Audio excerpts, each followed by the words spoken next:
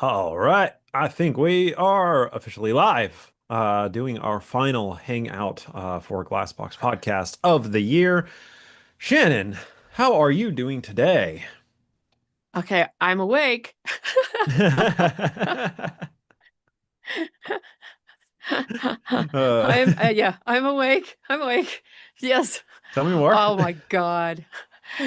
It's just been crazy last couple months for me, period. But yeah, I remembered yesterday and I'm like, fuck, shit, damn, hell. I forgot to Got post to it do the thing. everywhere, all this stuff. Oh my God. No, I'm doing all right. And was just looking at the news going, okay, big news today. So yeah, we're here. How are you? No. Big news indeed. I mean, that's kind of what we're going to start with the show about with, right? Yep, yep. So the church has announced LDS Apostle Jeffrey Holland, whose eloquence was exceeded only by his benevolence, has died at 85. I'm like, eloquence and benevolence is hard listening to those two together when you're thinking about the gays need musket fire talk. It's like, where's the benevolence there? Okay, fine. All right, got it. But anyway, yes, Jeffrey Holland has passed away. He was put in the hospital a few days ago. I figured it was the end. I mean, he's been on kidney dialysis for a couple of years now, I think, and you don't ever get off of that unless you replace your kidneys, and he's just too damn old for that. But I believe all of those were the side effects or whatever, the long-term effects of getting COVID. And so I guess ultimately you can have his cause of death be COVID. Yeah.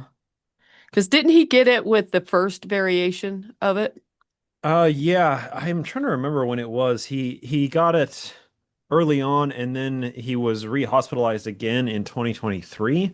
And I can't Yeah. remember, and that was, I know, long-term complications of it, but I can't remember, no, yeah, when exactly it was.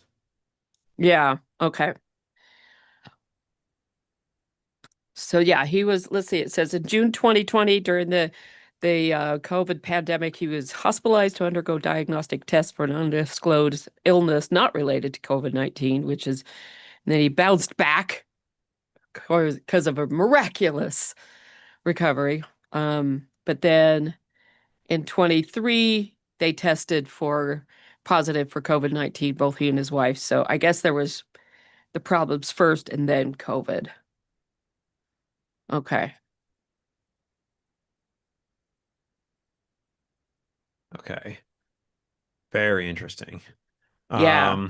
Yeah, so I mean, it's a bummer. Yeah, the husband of Patricia Holland. Condolences to the entire family. It sucks Hmm. for all of them, but that is not a bad person to lose if we are going to He's not. just determine based on life and legacy who is a good person to die and not. Yeah. This is an okay one in my book. Right. He had, yes, and Pat, she died in 23. I forgot about that. Um, June of 2023, he said he was staggering toward the finish line. Wow. Um, I refuse to get off the track. I'm still in the race. And that I think that year was when we were commenting on his talk in General Conference where he had said variations of that, and we're just like, this is elder abuse. Um, because he should be able to just die peacefully, be peacefully at home, be retired. Yeah. And so I think that's one of the hardest things to me about all of this. And you see this, while we see this in the Catholic Church as well, where they're dying in the position, they do have the option to step down, as we just saw two Catholic popes ago, Yeah. as they can step down. And there's nothing saying whether they can in the Mormon Church, but there's also nothing saying they can't. Right. And I think they should. Um, But that's a dead horse we keep beating all the Yeah, right. time. Term limits for the leadership of the church. Yeah, the Yep. gerontocracy is killing this institution. It is. It is. So that's one of the biggest things. But yeah, I mean the Tribune article, Salt Lake Tribune article, which I'm looking at, I've got pulled up right now, goes into things like his history and all this kind of stuff and how Pat didn't like him when she first met him and yada yada yada. He lettered in four sports so that he could impress her and all that shit. But and how and I what I thought is interesting too is how he wasn't even sure if he wanted to go on a mission but ended up doing it after all. Um, which that era, that's what you got a lot is people unsure about missions then because it's before it was every young man. Um, wasn't it David O. McKay who first said that? I can't remember. I know Kimball really focused on that everywhere the young man, but I think it was McKay, I think, who I said it believe so. first. Yeah. And so that's another thing. But it's like, that was also the era that was fading out finally, but where of fathers could be sent on a mission just by themselves, Hmm. away from their wives and kids. Um, and so like my let's see, great grandfather, it's my dad's grandfather, but when he was 16, his dad was sent on a mission to Denmark. And so he was left as the man of the house kind of thing. So, Fascinating. that's a common thing around that time. I had a teacher in Young Women's who her husband was called at the beginning of their marriage, and she had to stay home. And she told us stories about the devil trying um, to I don't know, frighten her or something. I don't know. I don't remember. But what it was just something where things were happening that she decided was the devil coming after this kind of Oh, she kept dropping supernatural events. stitches and yeah. Yep, yep. Yeah, yeah. Call back She to our could last just episode. never set the sleeve in correctly. That's right, Yeah, and yeah. the curtains were waving and the window wasn't open. Yeah, that kind of thing. The curtains, I remember Mhm. the curtains part. And we're all sitting in there in Young Women's. And this was, yeah, I think I was, because I might have been a beehive and it might have been before we went to the 3 hour block. Now that I think about it, I was 12. It was halfway through, about, I don't know, halfway through my first year as a beehive or something like that, where we went to the 3 hour block meetings. Um, so Okay. that gives you an idea. It was like 79, 80, something like that. Hmm. But Hmm. anyway, yeah, she went on about it. And it's just one of those stories that you actually expect it to be more of a story told in um, girls' camp. Right, right. It's not something you're going to hear at church.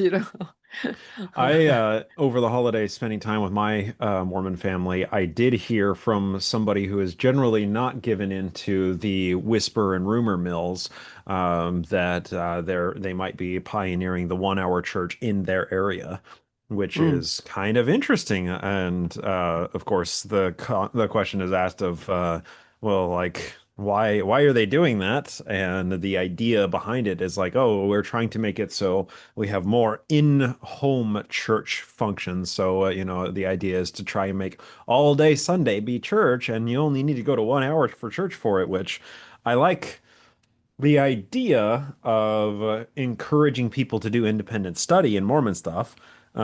hmm. But so often that leads to people falling away from the church. So I don't know how they're going to Right. try and handle the more home-centered approach. I mean, they've been doing a good job with the programs that they've, a good job in the sense of like cult mind control with the programs that they've been sending out for the past 5 years. But I'm just curious if Yeah. they actually do pull the trigger on the 1 hour church. I bet it's going to be very well received.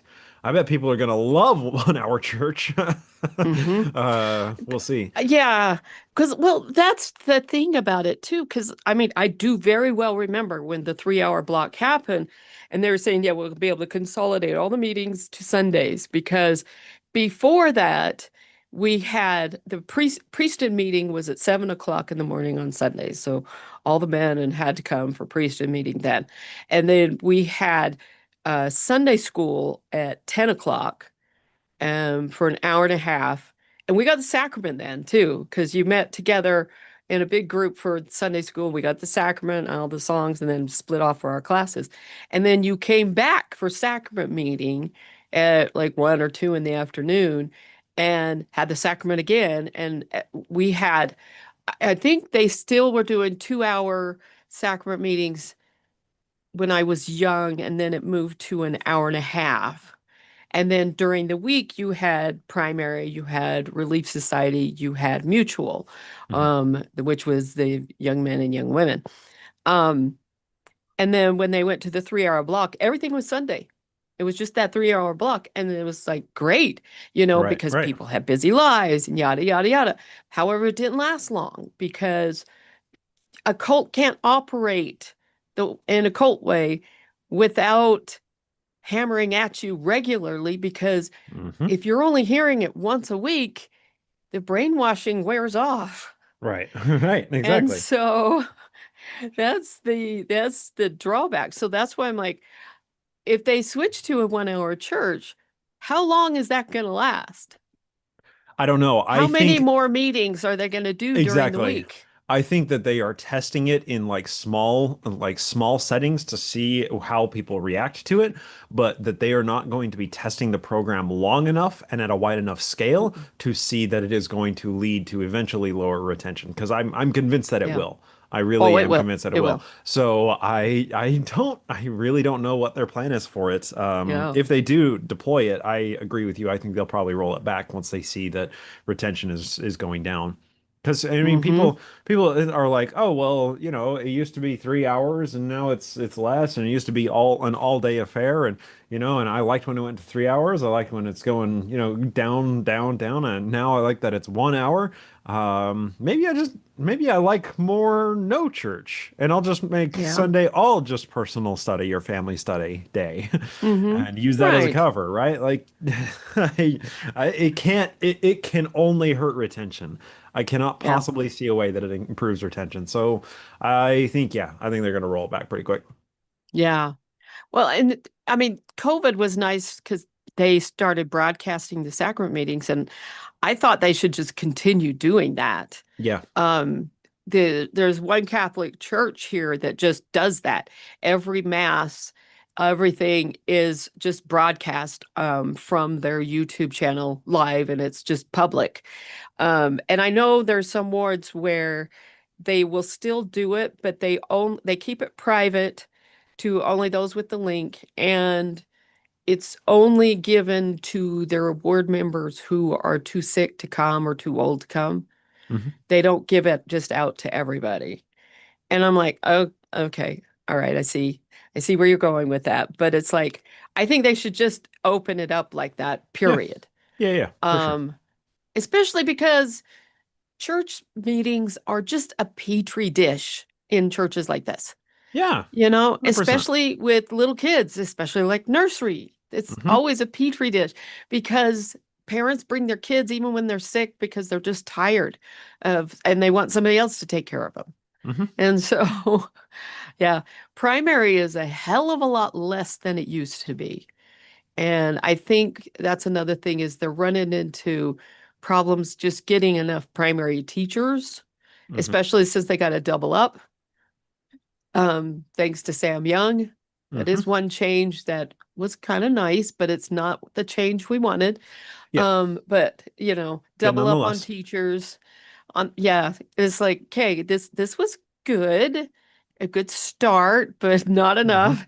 But because of that, it's getting harder and harder to have teachers, and you don't ha people don't always feel this need to call in sick when they can't come. They just don't show up. Right. Right.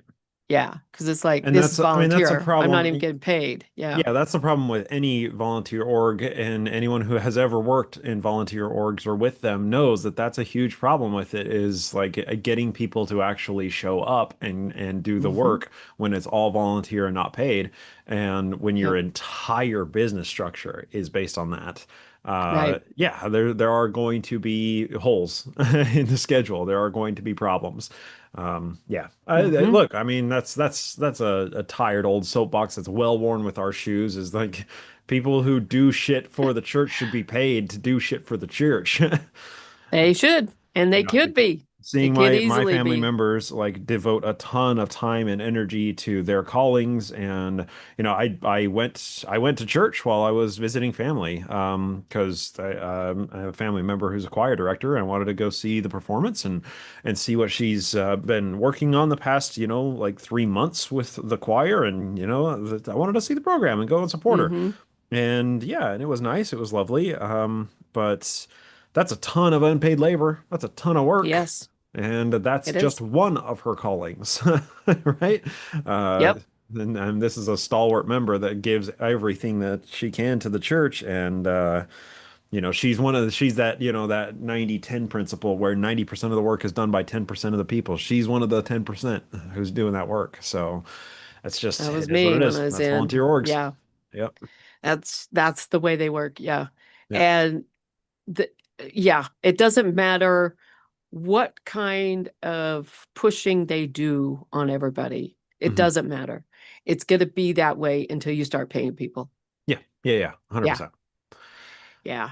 And that's what was also interesting in so many other places, Georgia, when I was running into various churches and everything, and they're just appalled at the kind of work that's being demanded by the Mormon church of its members Uh, without any compensation. what an important word, demanded from the Yes, members. Yeah, what a great way exactly. to say it, because that's exactly what it is. It is. You are ashamed if you don't do it. And it's like, excuse me, when I was finally released from my 4 music callings when it was back in December or January of 2011, because I was just too damn sick to do them. I felt so guilty for at least 6 or 8 months afterwards until I found out I had cancer, um, that I had not left the callings in better shape than when they were given to me, even though nobody paid me to do any of that shit. Of course, You yeah. know, I was not compensated in any way for doing that shit. And my body was put through a lot of physical damage doing that because I had torn muscle tissue in my chest and had to still lead music, which I had to do it just with my left hand because made it even worse. I was living on about 15 ibuprofen a day Mm-hmm. just to function. It was that Yep. bad. Anyway, but this was all damage and the guilt you're put under for asking to be released and all those kind of things. So it's like, going back to what we started with Holland dying is this man in particular showed the abuse of it. And granted, these guys are getting paid, Yeah, right. and they're getting Very paid well. a decently good amount of money. An amount of money just from this of what, 125,000 a year? Yeah, just for this That position. Well, that's what it was exactly. when that pay stub was leaked. And wasn't that from like the early aughts or something?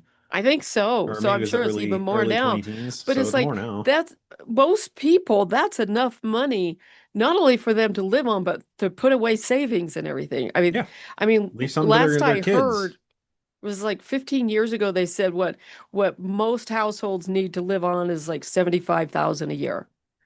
And that's enough to be comfortable as well as to save money for the future. Um, and I'm like, yeah, that would have been enough for us. We never made that, but that kind of thing. And so they get that level of money just from those, not even from whatever is their own private income. So yeah, they're getting paid, but the demands made on these old, old, old men is too much. Yeah. And by extension, the demands that are then put on their family. Those their grandkids and great and sometimes great grandkids don't get to spend a whole lot of time with them because No. they're, super powerful, members of a multinational, multi-billion dollar corporation. And they don't have a whole lot of time to do anything other than just do their job. And Right. but you're right. At least they're getting paid for it. At least they're able Yes. to live comfortably while they're getting paid. And we just wish that would trickle down a little bit. Exactly. It never does. Yeah, no, that and that's another thing is you talk about trickle down economics.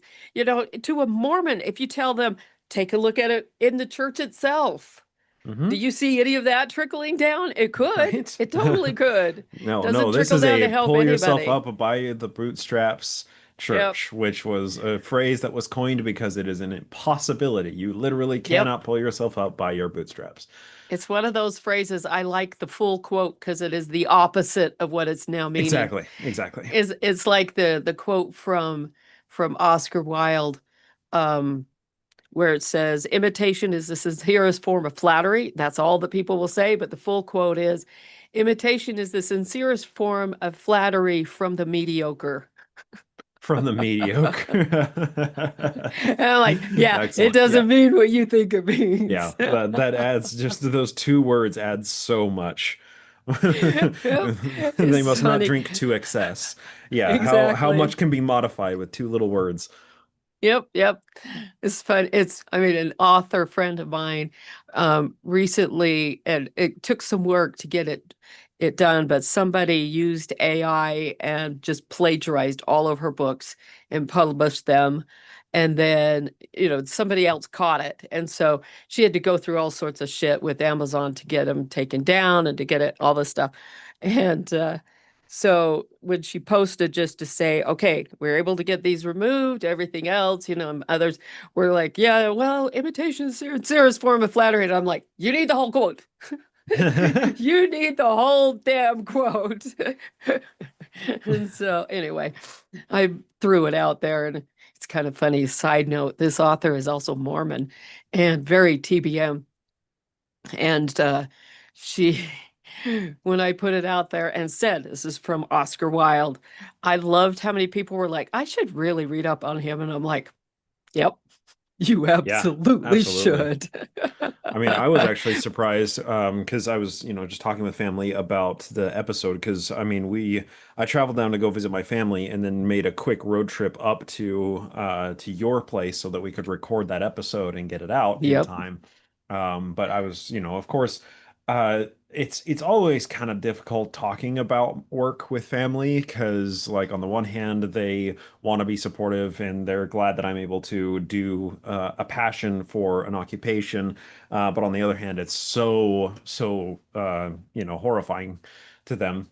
But this topic or this episode felt comfortable to talk about because there was almost no Mormon stuff in it, right? So I was telling Yeah. him about the Witch of Blackbird Pond, and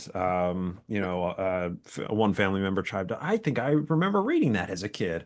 And yeah, yeah, I had been talking about some other classics that you've gotten me to read, and a family member said that they had recently read The Picture of Dorian Gray. And I was like, oh, let's talk about it. I love that book. It was so like that sparked a really fun conversation with this family member because, it's such a good classic. It's such It a is. good book. So yeah, it's fun to get Mm-hmm. those little opportunities, like little cracks to relate and have a fun conversation, even within the larger context of, oh, this is something that we don't talk about. We just do not talk about Bryce and what Bryce does for a living. That's scary. Uh, Yeah. Ever since my dad passed, which was, for those who might not know, was beginning of last month, um, I've actually made more comments about what I'm doing. mhm. Dad knew I was out of the church, and it hurt him a lot actually to know that. Um, but I don't think he knew I did the podcast, or if he was told, he forgot about it because I don't know if he really knew what podcasts were because that Right. just was not in his wheelhouse. Yeah. And so, but pretty much nearly all of my siblings knew. And so, but I've actually made more comments since he passed about them. And so things like when I was preparing for the death penalty one, I brought up stuff with some of my family members when I was getting ready for the CIA torture document. Um, that was also another one. And I had one family member that was texting me going, "Are you going to talk about this and this and this and this too?" And it was just like, "Oh, this is cool." And Yeah. it was nice to have that happen. And then bringing up stuff like this last one, the all media one. And I think what I like best about those and talking to those types of episodes with family members is you don't get that 12-foot thick wall popping Yeah, up. totally. Yep. Yeah. And so they're a little bit more open to hearing what you have to say, which is nice. Yeah. And then you don't get them yelling at you about musket fire. Yeah. I will say it has been a benefit having Chris Shelton on our show and going on his show because I have been using that in conversation with family as Yep. a proxy conversation, basically, talking about everything that I've learned about Scientology from this guy who was in Sea Org for 12 years and spending, just getting to know more about the entire movement. And, so, my family are huge Malcolm in the Middle fans, huge, huge, huge Mhm. Malcolm in the Middle fans, right? And there's the whole ordeal with Danny Masterson and the church coming out and attacking his the people he victimized, and there's like so we so and the relation to that is Christopher Masterson is Francis on Malcolm in the Middle, so they're brothers and they're both in Scientology. We're we love Malcolm in the Middle. We're super excited about the reboot, but I use that as like a kind of a proxy subject matter to talk about how cults will go after people who attack their own or attack the organization or will say anything that is even slightly unflattering about the organization. And I didn't make the direct parallels, but I did leave the door open in the conversation that this is just the way that cults operate, and it's Yep. patternistic behavior. So yeah, that's been a lot of fun. Yeah, that is extremely helpful.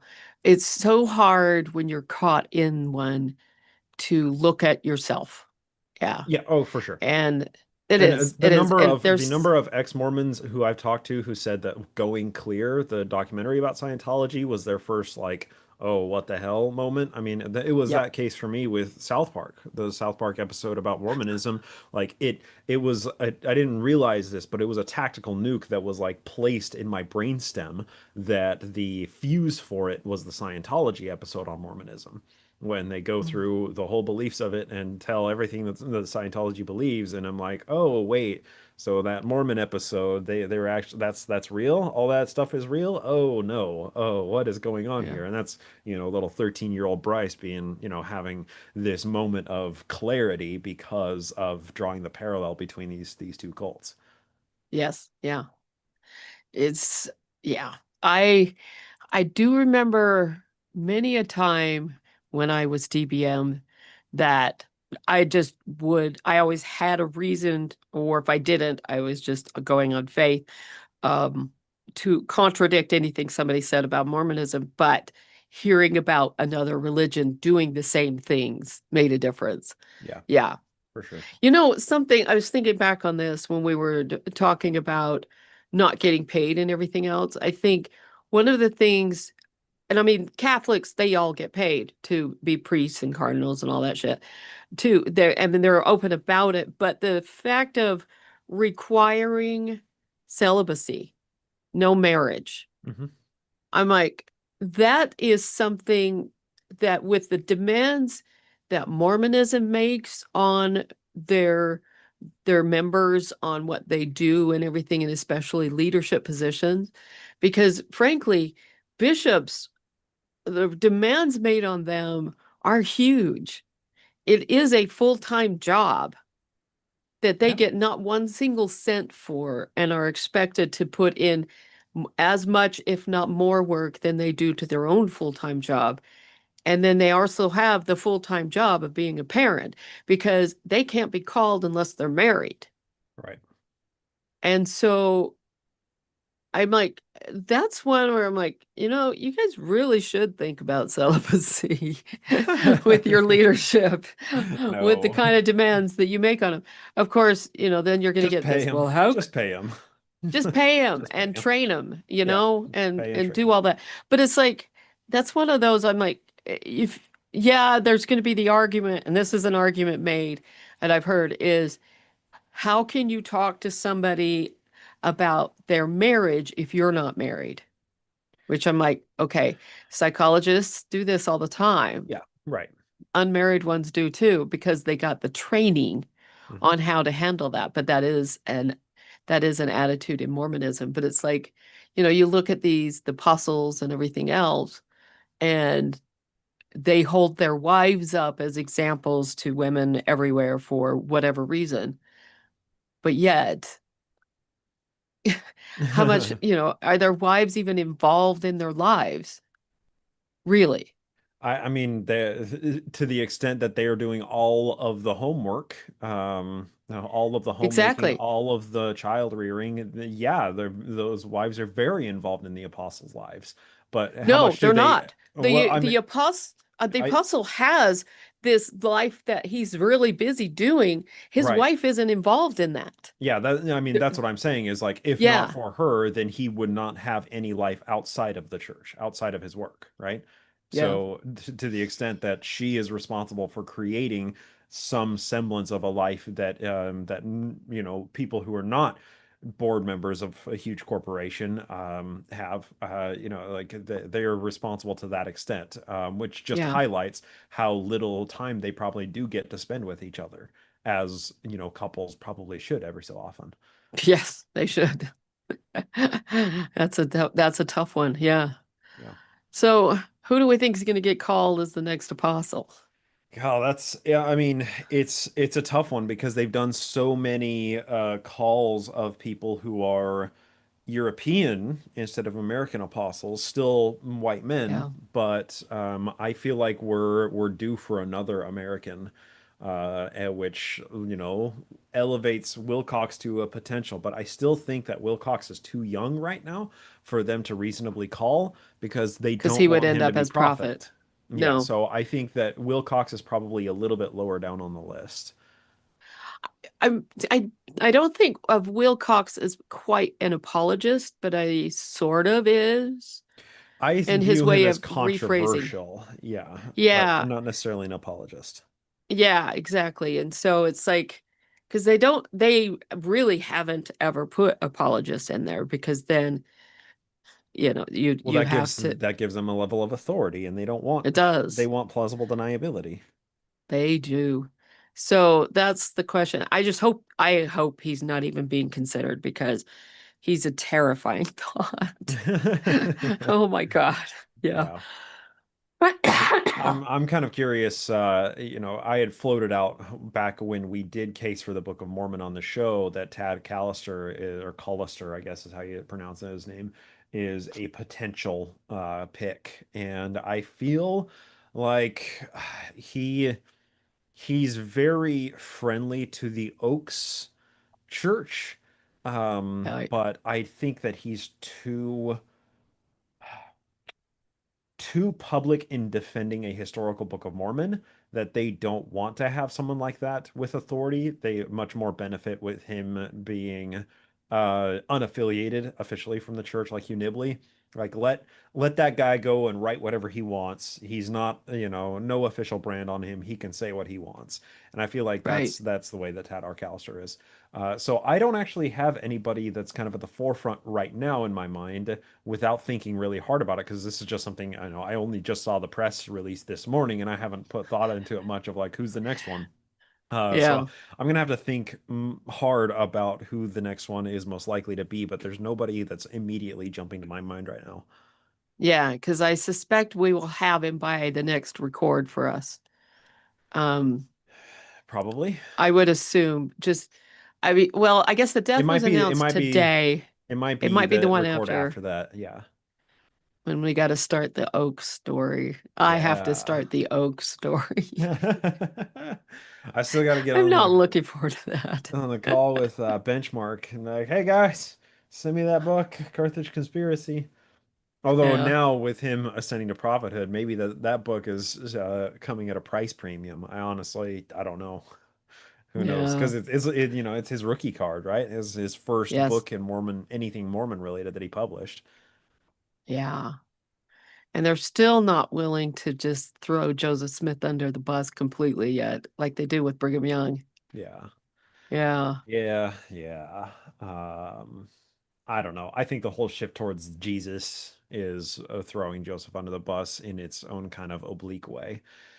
Uh, It, it's they're it's focusing a in the lot less on the shadows. Yeah. restoration Yeah. than they ever have before. It's all of that talk. I mean, it's interesting that like it seems as if 20 years ago there were multiple general conference talks that spoke on the restoration, that said something about the restoration or commented on Joseph Smith, talked about the history of it, and now it's like we will maybe get one quote of, and the prophet Joseph Smith said this, and then everything else just comes from only one apostle, the smarmy pencil pusher, right? Everything history now is delivered by usually just one talk in general conference. Yeah. And it's usually talking more often about pioneers and about the Mormon extermination order than anything else, than the actual restoration, than the yeah. So I don't know. I don't know. It's I There's definitely been a massive de-emphasis on Joseph Smith the past 10 years that I've seen. And I think that trend is going to accelerate under Oakes too, because Oakes is smart enough and has done his research enough to know that Joseph Smith was a controversial figure in his day and had a lot of entanglements with the legal system where Joseph was not on the right side of it.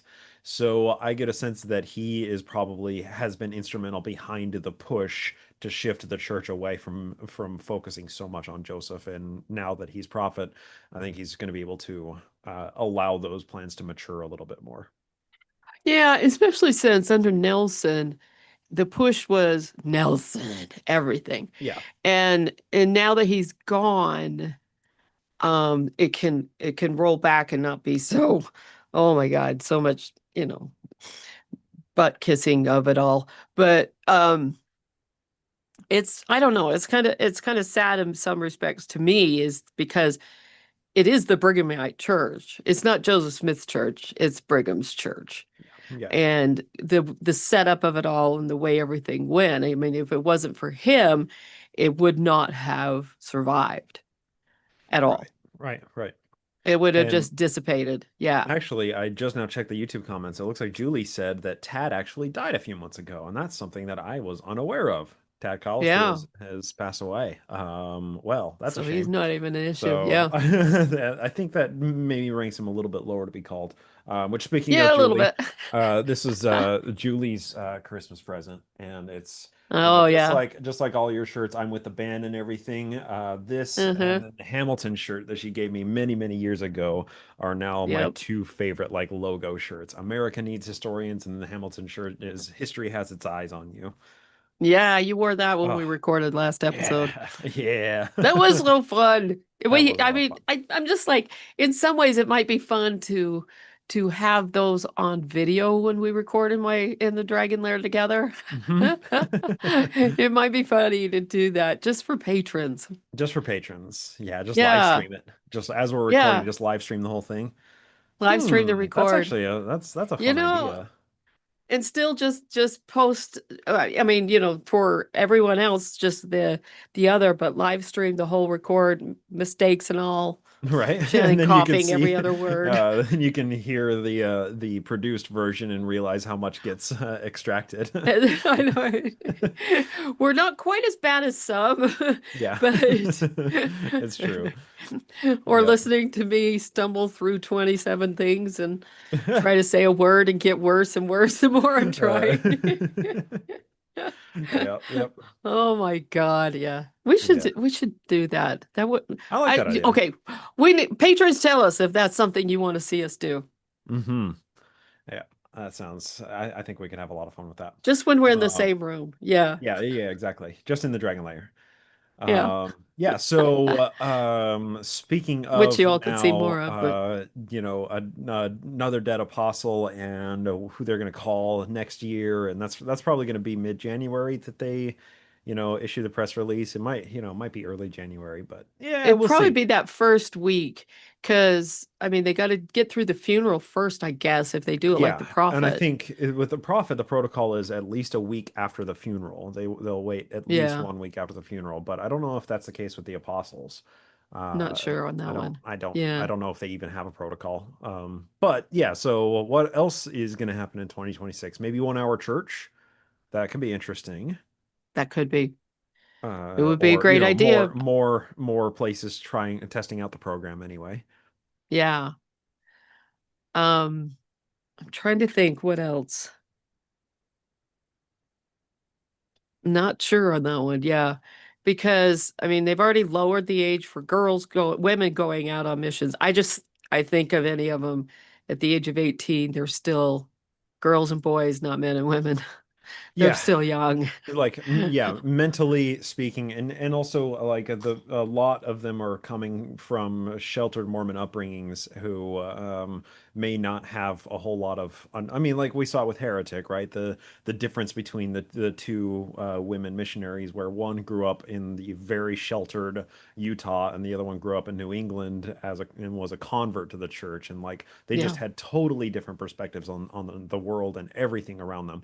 And a little, lowering the age isn't going to make the people going out smarter or more Mm-mm. wise about the world. It's No. just going to make them feel even more disconnected from the people that they're preaching to. So I don't know.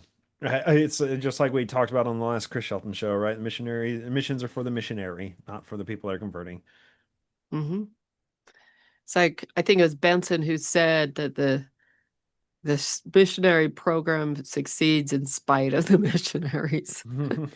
I think he's the one who said that. It was either him or Hinckley, I forget which. The two of them kind of run together in my head in a lot of ways. Yeah. Because a lot of Benson's time, it was just Hinckley running the church. And so, yeah. Oh my God. Um, yeah, I don't know. I think there's going to be even more coming home early. I think there's going to be more problems, especially because 18-year-olds are the ones quite often that are really breaking out. Once Mhm. they move out and go to school or whatever, they start just testing boundaries even more than they were before. And it's like, oh, I get to set my own boundaries, and I'm sure that's why they want them out that young, is so they can keep those really harsh boundaries on them. Yeah. And if you can, and they are very, very harsh. I think there's very few families who have boundaries as harsh as the missionary boundaries are. Mhm. They do have them. Families do have them in the church, but it's not in general quite like that. And and so I think that part of the whole idea from leadership is make it really harsh so that when they do break out, it's not as far, and then it's easier when they come home and they can stay stronger and yada yada yada, and we can keep control of them. But I don't think it'll succeed as well as they hoped. Right. Right. Right. Right. Here's a question about 2026. Do we think that they are going to announce a single new temple in the year 2026? I don't think so. Because that is such a huge litmus test question for the way that Oaks is going to run this church and whether he's going to honor Nelson's legacy and the whole trajectory of Nelson's leadership, or if he's going to just step away and be like, yeah, the rusty years were the rusty years and we don't talk about them. I think if they announce a temple, that a new temple, then that's the test. I'm gonna make a prediction right now and say 2026 will be a templeless year. The first year in many, many Yeah. years where not no new temples are announced. In fact, I what I think will happen is he will announce which ones were started that they've been waiting on. Ooh, maybe. Yeah, or yeah, Because just like announcing the groundbreaking ceremonies for these yeah, temples, and that will take the place of announcing the new temple locations. because that would make sense. Because he did say, there's been this many announced, but we're backed up, or however he put it, on getting them President Nelson started. loved announcing temples. That Yep. was such an indicative line. That quote will go down in Oakes's infamy forever. We should engrave that into his headstone. It's perfect. It's perfect.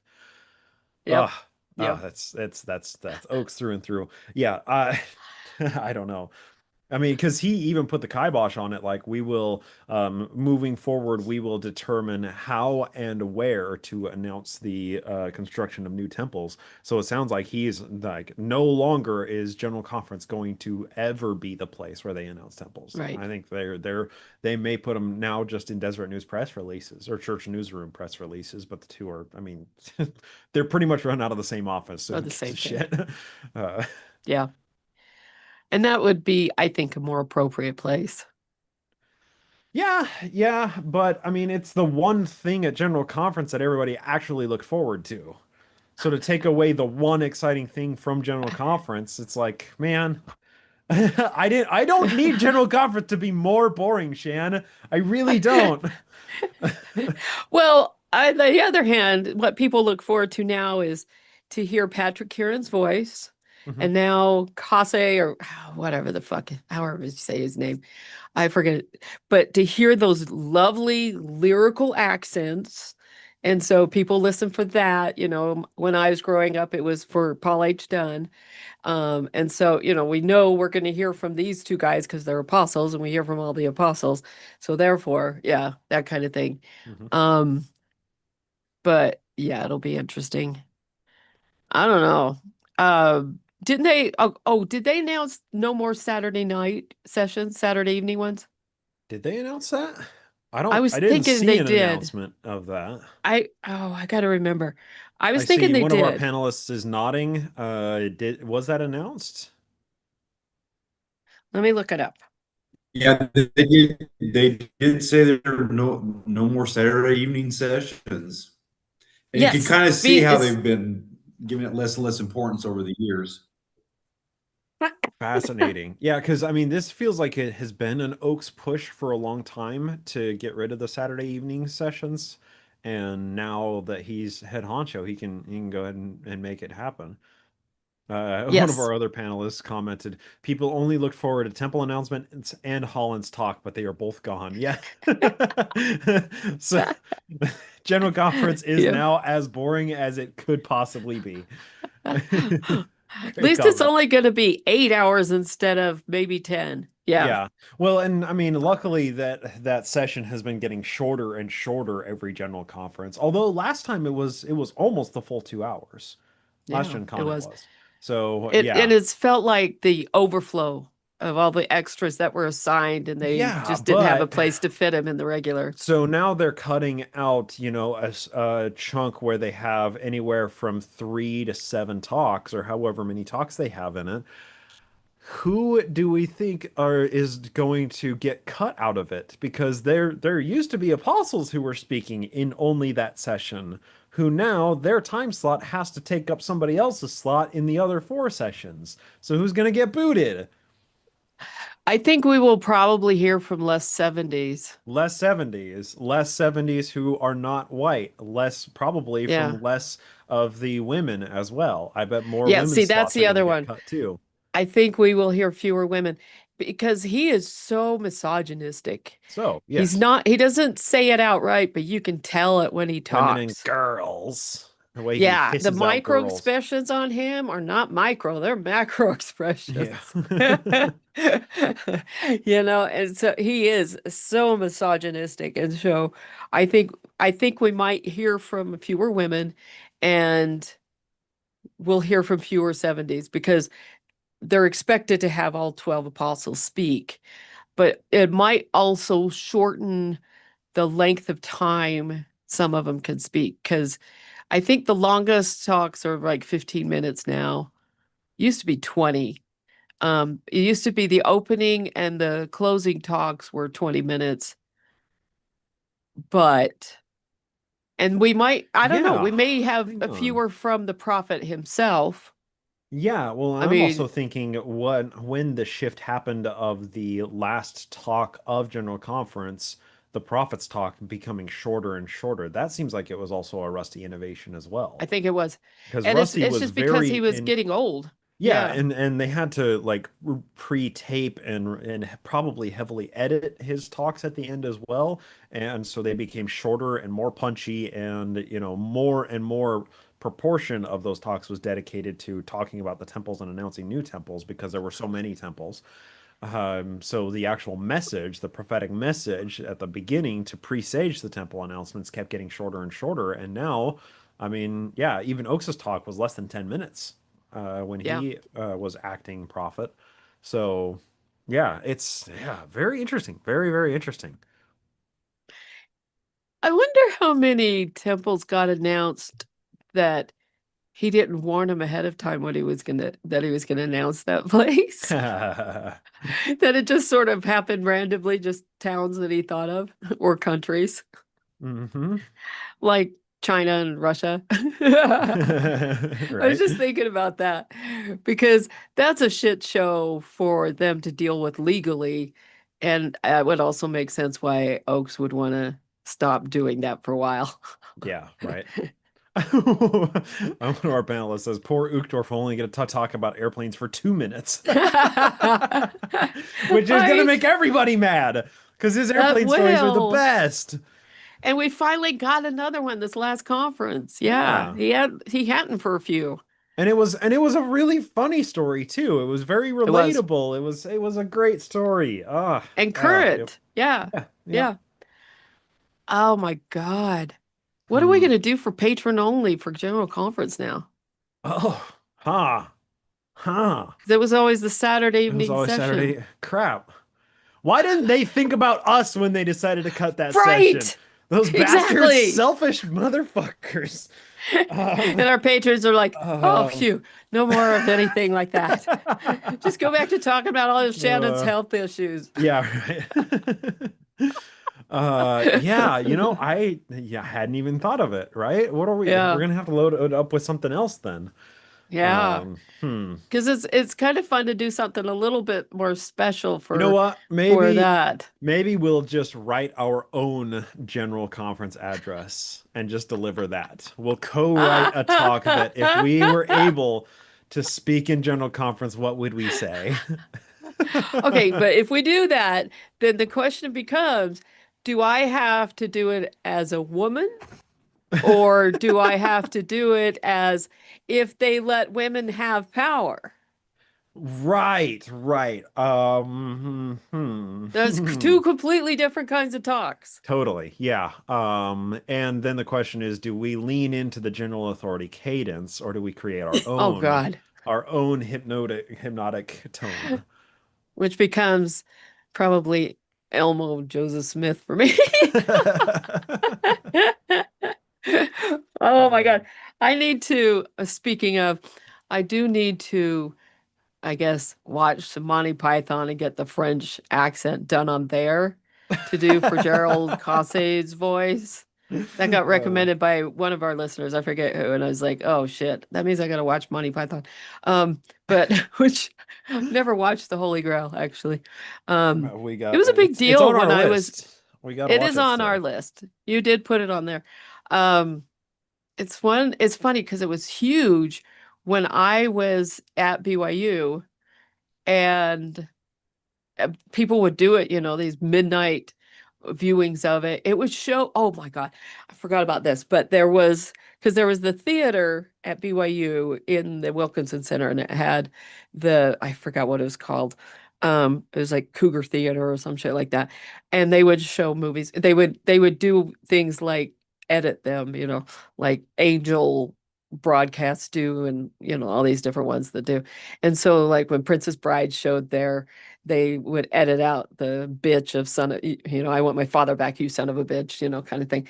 Um, Last of the Mohicans, it was kind of funny because the only thing that got edited from that is when Mog was killed and he falls down onto and you get this close up of him with the blood coming out of his mouth. But anyway, that's how you got to see an R-rated movie there.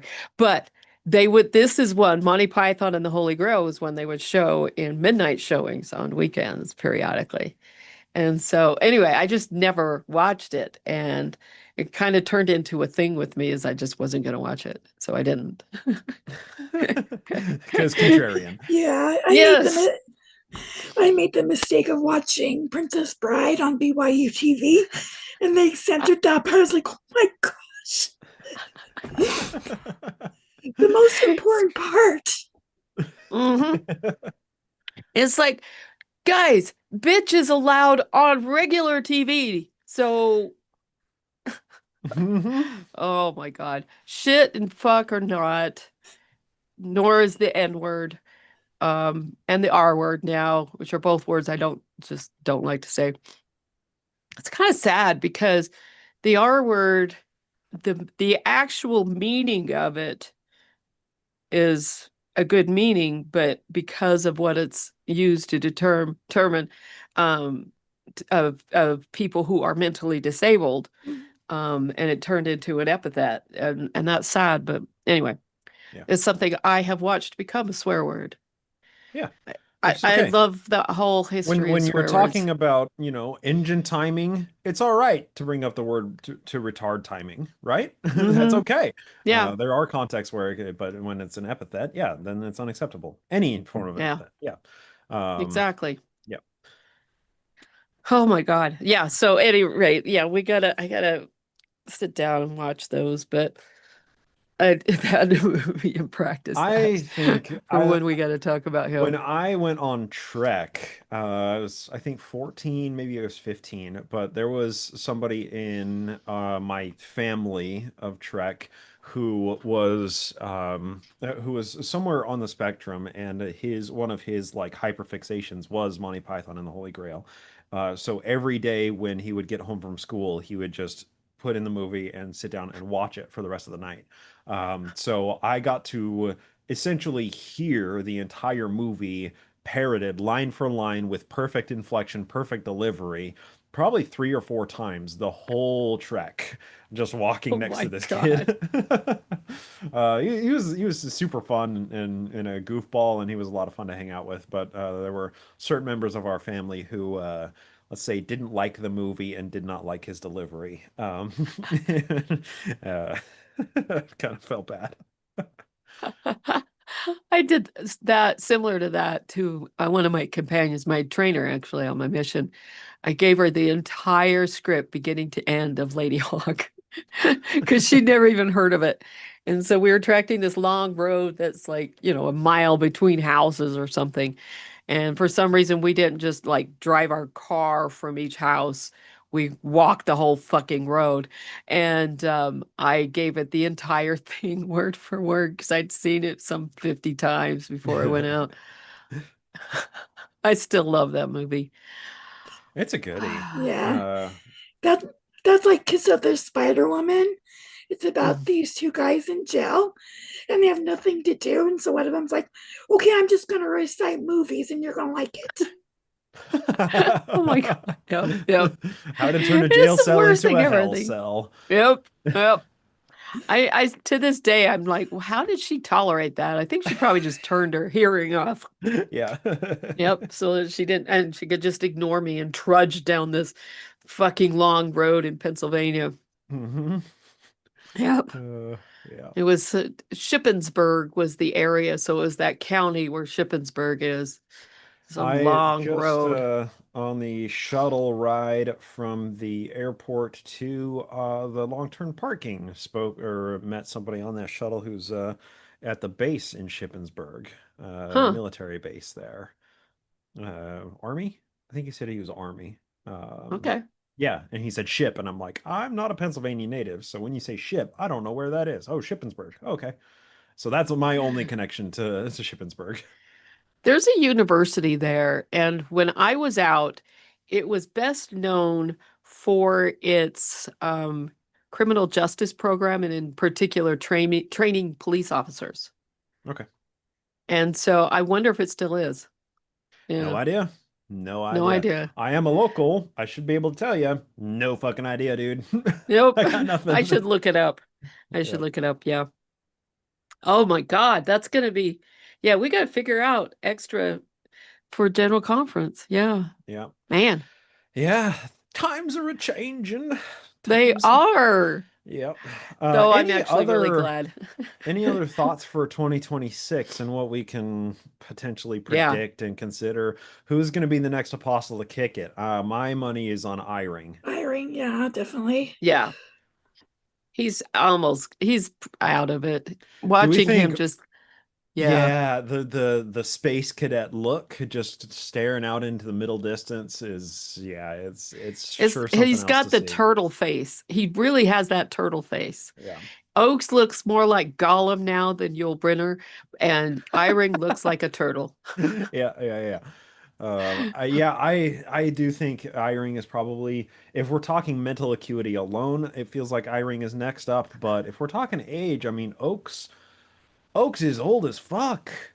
He is. He is. He's really, really knocking on the door. So I don't know. He might be kicking it too. I don't know.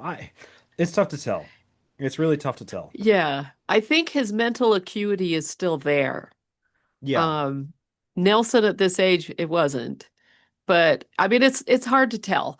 And Because, without spending real time seeing them in a day-to-day interaction, it's really tough to tell. yeah, Like we're just trying to, kind of divine the tea leaves from what we see, the little, camera cuts over to them and like how they deliver their talk. So we're extrapolating, mental health of very elderly men from, little tiny bits of data, but like the yeah. data are present nonetheless. Yeah, especially because they're moving back from holding real press conferences where they let people ask them questions. Yeah. And Did you watch the announcement, the press release that they did announcing the new prophet and presidency? I did not. I should have, but I was in the middle of a bunch of other stuff. It was super goddamn creepy, dude. It was really, really weird. Because normally they end their announcement and then it's, 15 or 20 minutes or, maybe 10 minutes of questions from the journalists in there. But there were no journalists seated in there. So the time when it was supposed to happen, I should say there were no real journalists. There were Deseret News journalists there, right? And Tad Walsh was there. Uh, but I got distracted by the chat there. But with this one, Say, they ended the announcement and then the camera just like slowly zoomed out with all of them just kind of awkwardly staring at the camera. And it was way too long, way uncomfortable. It was just weird. Really, really, really weird. yeah. I mean, I and then that's the other thing. When you compare just your description to the one when Nelson was announced. Right, Oh my right, God. right. Oh, because that And was that such a was quite the shit disaster. show. It It was. was. And it's like, they were told to smile and everything because Oaks looks so fucking awkward, just like this rictus grin the whole time. Mm-hmm. And Iron just looked completely out of it. And then Nelson dealing with hard questions by saying how much he loved her dad. But yeah, that And was refusing to such a answer her crazy, question. exactly. So gaslighting, so typical. Hmm. But yeah, I just, I don't know. It'll be interesting to see what happens next with Oaks, how much acuity he has and where he'll go with that. Um, I think they'll bring in somebody who people like to listen to. Because, Irene's losing it. Cook he's boring, but also annoying as fuck. Yeah. Um, but I wonder if they're going to be pushing for, because I mean that was one thing about Kase and Kieran is they have lovely voices that are just lovely to listen to, and that frankly is a part of it because if somebody doesn't speak well, you're not going to put them in a position where they're speaking a lot. You just Hmm. don't, Right. and so you have that issue going on. Um, and the accents are always helpful, and people love that accent. It's the German accent from Uchtdorf is also very nice to listen to, and depending on where in Germany somebody is from, it can be kind of harsh. I wonder about bringing in somebody who's Russian. I wonder about bringing somebody who's Chinese, who's actually born in China and born in Russia. Do we have any Russian-born general authorities in the 70s? Maybe not Russian because they always sound sinister. They do. It does sound sinister. And it's like the Russians still are so identified with communism, and it's so preached as anti-Mormon, the opposite of Mormon, even though it's not. Anti-Christian. Yeah. Yeah. And so even though it's absolutely not, but also, it's anti-Christian versus it's not anti-Christian either, really. It's very Christian, Mm-hmm. but not Christ-like, which those are completely different concepts. But anyway, but it's like, would they call a Russian as a 70 or not? We've got South Africans in Or there. are we Yeah, gonna find, is Peter Johnson gonna finally take the stage? Are we gonna get our first true, African American right. general authority? Because he's been making more talks. His talks are really slick. He's a good speaker. I feel like the time is set. The time is right to get Peter Yeah, Johnson in, especially with how much work the church is doing in Africa to build a strong foothold there. they are. I feel like it's time. I feel like it is Yeah, really time. But he's also young enough that I don't think they would want to call him because he might be prophet. So exactly. I don't. It's tough. It's tough to tell. It's really really hard Right. to see one way or another. Yeah. So are they, I guess, are they going to lean into the token, or are they going to fall back on an American-born white apostle? It's up in the air right now. It's tough to say Hmm. because I think Nobody Oaks is. younger than Bednar for sure, but Yeah, for yeah. sure. I think Oaks is very sensitive to optics. That's one thing about him being he's a pragmatic prophet right now, and he's sensitive to what the focus groups are telling him and what all the PR firms that they hire and everybody. He's sensitive to what they say, and I feel like Oaks is someone who, if you lay out an argument to him, he will change his thinking to a certain extent Yes. within bounded parameters, of course. I mean, he's Right. not he's not immediately going to be okay with the gays, but I'm saying he's someone No. who, if he is presented with two opposing opinions, he can probably be argued with a strong enough argument, because that's what judges are supposed to do. Right. Bingo. And I don't think he has Yeah. the ability to separate his training as a judge from his board membership on the Mormon court. Right. Which makes me wonder if they would ever call a true scientist, a real, actual dyed in the wool scientist into these positions. No, Because, I don't think so. yeah, because a scientist is going to always be questioning the facts, which is what science does. Right. I mean, And well, when they're Eyring presented was, with new right? facts. Eyring was he's oh, what was his maybe he Well, was he's in And his jail. Iring's father, dad was, yeah, a big Eyring's dad scientist. yeah, was. his Yeah. Okay. father was, but not really him. I forget what he does or did. Do you remember what he did, Julie? I don't. I don't either. I'd have to look it up. But it was Uh, something a little bit different. I mean, his dad was huge in it, and that's why you have all these different science centers and buildings at BYU named after him. And I mean, there was the Eyring Research Institute my dad worked at, where they were looking for people to do grants to people doing scientific experiments. Um, so Eyring has a doctorate in business that he got from okay, Stanford in there it is.1963. Of course. Of Shocker. course. That summer, Eyring completed a fellowship with the Rand Corporation. Isn't that one of That's those the owned by libertarian the think tank. right, Yeah. right. Yeah. Okay, So yeah, so okay. So, but it was his dad. His dad was a chemist. yeah, he was a real strong scientist. Yeah. But yeah, getting something, yeah, that's what I'm like. I don't think they would put one in because they would question things. Right. And they're the doubting Thomases kind of thing, but those are absolutely hands down necessary. Mm-hmm. All right, And I'm sorry. I am so distracted by one of our panelists holding a pet right now that I'm gonna pull an Aaron, and midstream I'm going to go retrieve my reptile buddy.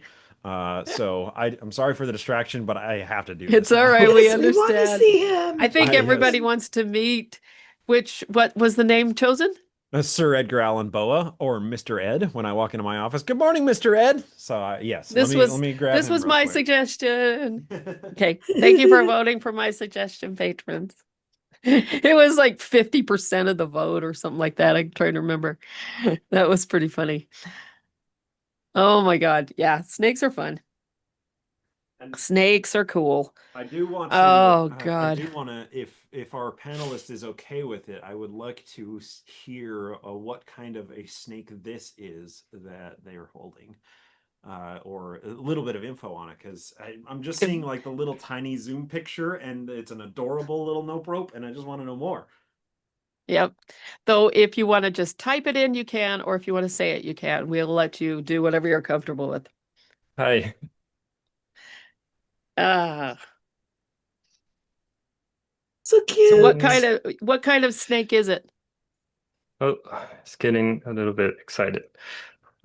He is, or she, I believe it's a female, um, it's called Aodaisho. It's a Japanese, very common Japanese snake. So, How do like you this. spell that? Pretty.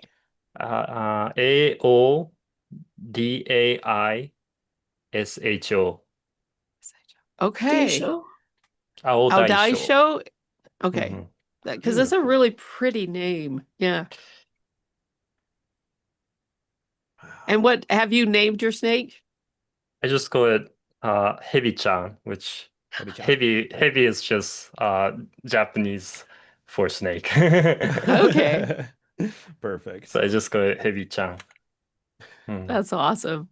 It's What adorable. Oh my you goodness. what you viewers weren't able to see is during most of this, it was crawling around Joel's head, just kind of wrapped in various ways, and we were all getting distracted watching it because it was too much fun. Yeah.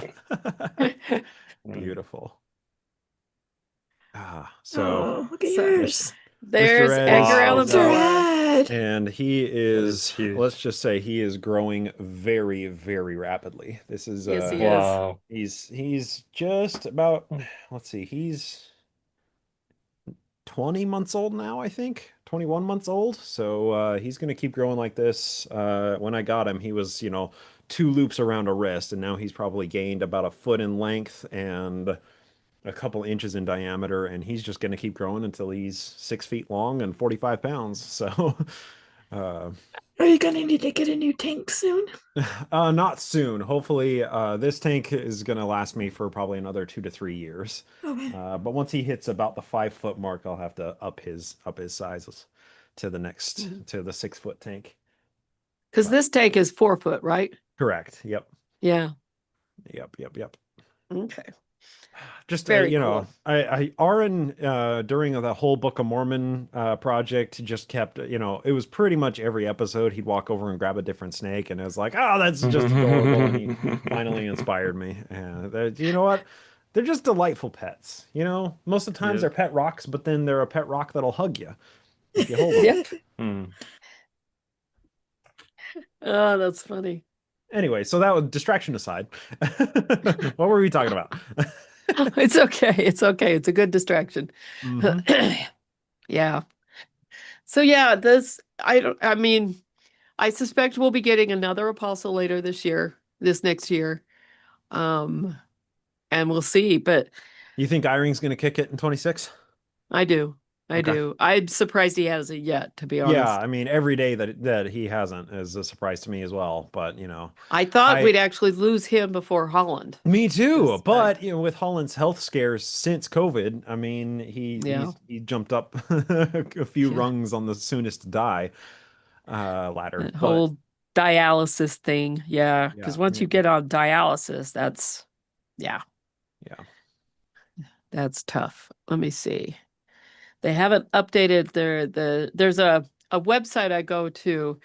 It's called 3story.com/apostles/, and it's a timeline of them, and it just kind of stays current with their ages and everything. So anytime you pull it up, it'll say what their ages are. Nice. So I'm waiting to see when they will adjust it. But yeah. So with Bednar, he's 73 years old now. And we've got, let's see, Renlund is his age.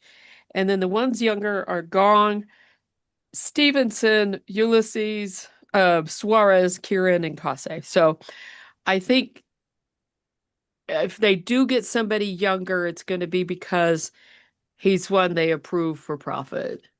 Right. Um, but otherwise, it's going to be the same because you know, unless something weird happens, that Bednar will be profit for at least 10 years. Mm-hmm. Easily. Who was the one longest in most recent years? Because I think Brigham Young was the longest, wasn't he? I thought Hinckley was the longest in the general authority position because he had been in for like, I mean, he had been called assistant to the prophet in the 70s and was Yeah, in but that just act, a but that's not a prophet. but as Yeah. prophet, I actually don't know who the longest since I was Brigham Young thinking it is. might have been McKay Kimball. was Was there it for a McKay? long time, probably. Okay. I couldn't Yeah, because remember if like it was McKay or Kimball. Yeah. yeah, I remember a lot of people didn't know any other prophet but McKay. Yeah. He was prophet when I was born. Yeah. And Kimball's the one I first remembered. I But see one of our panelists commented Grant. How long was Heber Grant in? Was that our oh, longest running prophet? He was only a few years. I can't.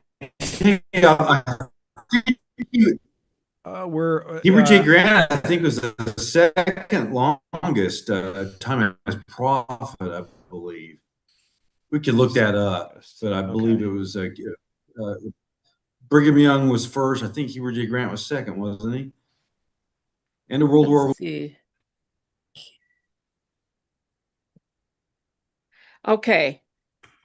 Okay. David O. McKay was the 19 years. Okay, it was 19 Let's years. see. Okay. Um, Because Fielding he went Smith, he was from, only a couple years, right? yeah, let's see. I'm trying to find some others. Okay. Let's see. Okay, so Here we are doing our 10 years. research for the show on the fly. We Hey, are we're live. So of course that's professionals. all it is. Brigham Young did that. John Taylor was really short. Heber J. Yeah, he Grant. was 26 years while Brigham Young was 29 years. Yeah. So yes, it was Grant seems like he was the longest. Yeah. Second to Brigham Young.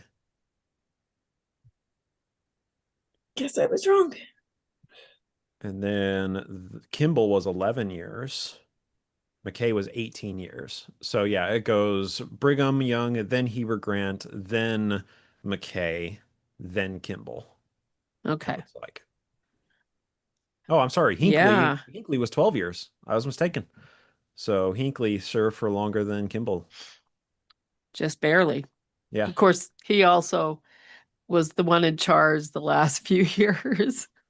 Yeah. Practically. I mean, yes, Benson was there, but and doing his thing. And Benson did pretty well, but it's like but the last few years of Benson's tenure, it was Hinckley. Yeah. It was all Hinckley. Yep. And then we only had 9 months of Howard Hunter, and it was really Hinckley in charge then. Mm-hmm. And so when Howard Hunter fell backwards in General Conference, was he the prophet then, or was he still just an apostle? I'm trying to remember when that happened.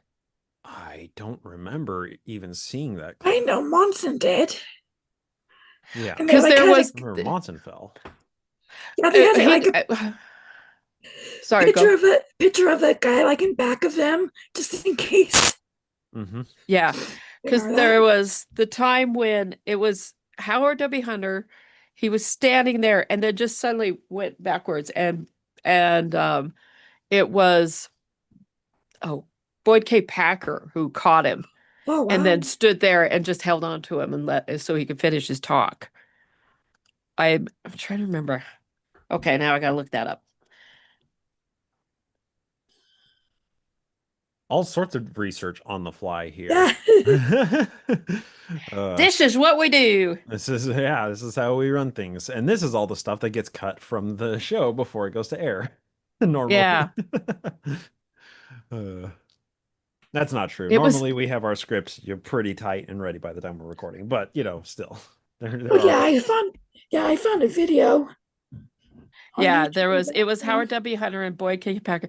And it was interesting because he did not miss a beat. He just kept talking. If you weren't watching, you wouldn't have known it happened. wild. And so it was an interesting moment. Okay, that was April of 1989. So yeah. Interesting. All right. And Which he became that's prophet. when Hunter was he became prophet in 95 Yeah, so it was quite a while. or 94. He was at that point not even, let's see if it was 89. No, at that point he was the president of the Quorum of the 12. So Yeah. because Banson became prophet in 85.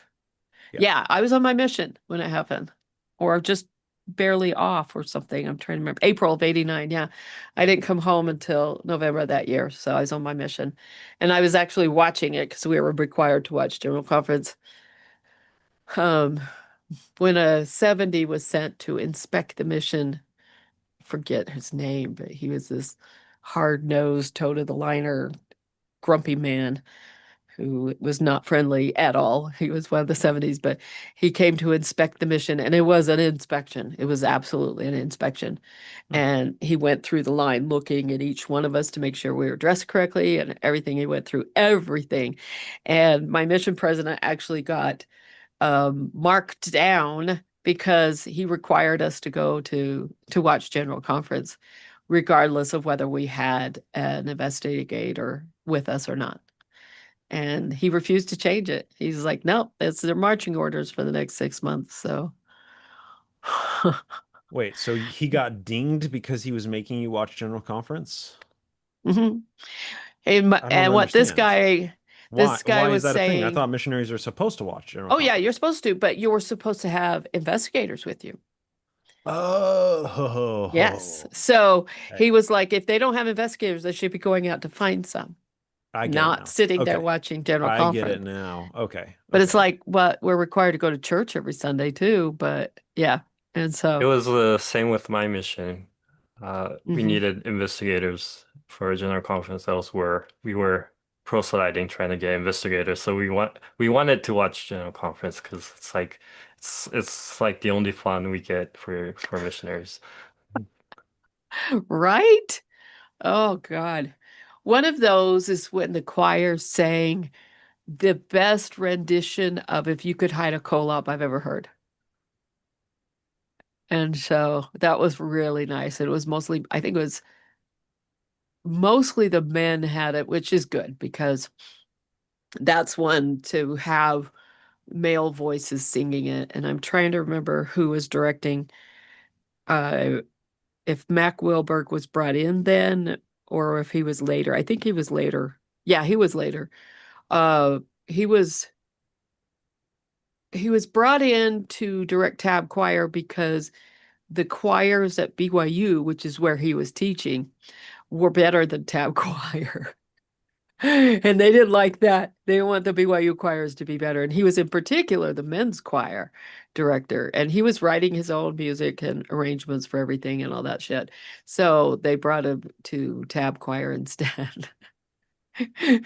Because I'm like, you can't have the Mormon Tabernacle Choir be beat by anyone else. Yeah. Funny. Yeah. While I was visiting the in-laws, we did go to Temple Square to look at the pretty lights. And I was actually surprised by the displays that they had up because I haven't been to Temple Square for Christmas lights in a very, very, very long time. I mean, since Mutual Days, right? So it's been well over a decade and a half since I've been to Temple Square for Christmas. And I was very happy and surprised to see that they had a bunch of different nativity scenes with figurines of a whole bunch of different nationalities. and like different garb. So it was like all of the figurines had, they were in different locations all around. And in addition to that, they had, like the white paper bags that you put the little tea light candle in, and then you stamp it through. And they had Luminaries. luminaries. Okay. They had those in a whole bunch of different languages with different phrases of like peace and hope and love and all these things. So I was actually That's surprised cool. at how nice, like and how international and diverse Temple Square has become from the last time that I remember going there for Christmas, where it was all white baby Jesus and all, all very American centric. So yeah, that was really cool and pretty. Like, That look, is. they spend a shitload of money on that every single year, and they have, choir performances every hour and every half hour of different choirs. So there was a high school choir in the conference center when we were there, like for the time block that we were there, and they did a great job. And they sang just, basic Christmas carols, a couple of them, well, a couple of which are all, technically hymns, but they were not, Yeah. specifically like Mormon hymns or anything. They were just, Christmas tunes, Christmas carols. So it was nice. I mean, generally I'm not much for the Christmas spirit, but when, family members or in-laws want to take a little niece to go see the pretty lights, and she loved it too. She's just starry-eyed, and she's, 10 months old, no, 9 months old now. So, it was just pretty colors and sounds and everything, and she was having a great time there. And it was also warm. We were walking Yeah. around, and I was worried that it was going to be freezing cold, but like a scarf and a jacket, and it was totally comfortable there. Creepy warm, actually. This Ah, time. it's been Yeah, creepy it's in the warm. 50s. Yeah. Yeah, it is. It's funny because we've got different legal letters going out to the family, and it's like I got one first. And we're going, yeah, well, yours are going to come last to my sibling that lives in Montana because the postal workers don't know how to deal with warm winter weather there. Funny. So, Uh, oh God, yeah. Yeah, and speaking of that weather, so we just got home. We traveled Christmas Day because the flights were cheap, and we had to make quick adjustments to our travel plans because I got strep throat the day before we were slated to leave, and I didn't want to infect everybody. Which, by the way, first time I've had like fever hallucinations. That was a hell of a party. Wow. But so we totally adjusted our travel plans and ended up flying back on Christmas Day, and that actually turned out really good. But we got back, and it's freezing here in Pennsylvania, and of course, last night it was freezing rain, which if you live in Utah and have never experienced freezing rain, it's basically like black ice falling from the sky. It was horrifying. So this morning, it's just this thick sheet of ice over everything. And we're tonight, we're supposed to go play D&D, the town north of us, 45 minutes north of us. But we are being warned by the National Weather Advisory of a new weather phenomenon that we weren't aware of, freezing fog.